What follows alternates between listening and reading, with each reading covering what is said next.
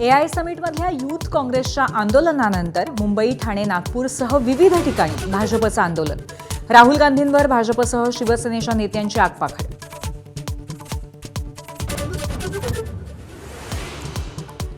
बीडमधील संतोष देशमुख हत्या प्रकरणात नवी माहिती. फरार आरोपी कृष्ण आंधळे आतापर्यंत 3 वेळा त्याच्या गावी येऊन गेला. धनंजय देशमुख यांचा मोठा दावा. देशमुख कुटुंबाला धोका असल्याचीही भीती व्यक्त.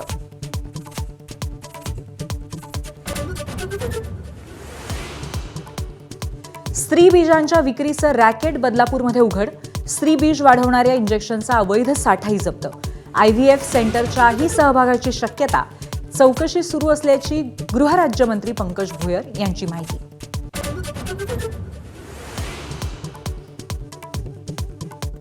अजित पवारांच्या विमान अपघाताबाबत रोहित पवारांची दिल्लीत पुन्हा पत्रकार परिषद. नागरी हवाई वाहतूक मंत्री नायडूंच्या राजीनाम्याची मागणी तर व्हीएसआर कंपनीला प्रभावशाली व्यक्तींचा पाठिंबा असल्याचा आरोप. राहुल गांधी मुंबईत, विजय वडेट्टीवार मात्र चंद्रपुरात. चंद्रपूर महापौर प्रकरणानंतर राहुल गांधींची भेट घेणं टाळल्याची चर्चा. राहुल गांधींनी मुंबईत घेतली काँग्रेस पदाधिकाऱ्यांची बैठक.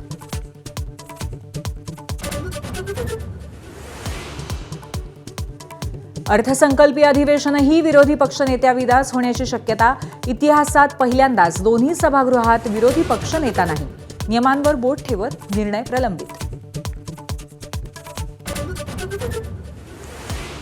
नागपूर पेपरफुटी प्रकरणी एबीपी माझाच्या बातमीचा इम्पॅक्ट. शालेय शिक्षण राज्यमंत्री पंकज भोयर यांच्याकडून चौकशीचे आदेश. 12वीच्या 2 विषयांचं पेपर फुटल्याची भीती.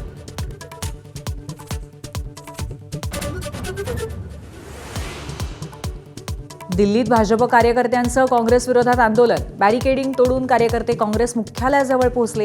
एआय समिटमध्ये युवक काँग्रेसने केलेल्या आंदोलनाचा निषेध.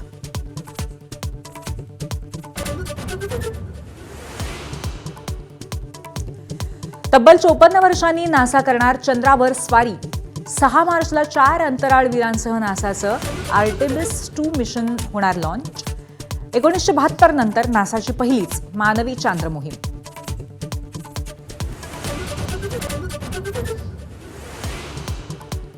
डोनाल्ड ट्रम्पनी दाखवली सुप्रीम कोर्टाच्या आदेशाला फक्त 3 तासात 13ची टोपली. भारतासह जगावर पुन्हा टॅरिफ लावला. जगभरातल्या देशांवर 10% अतिरिक्त टॅरिफ.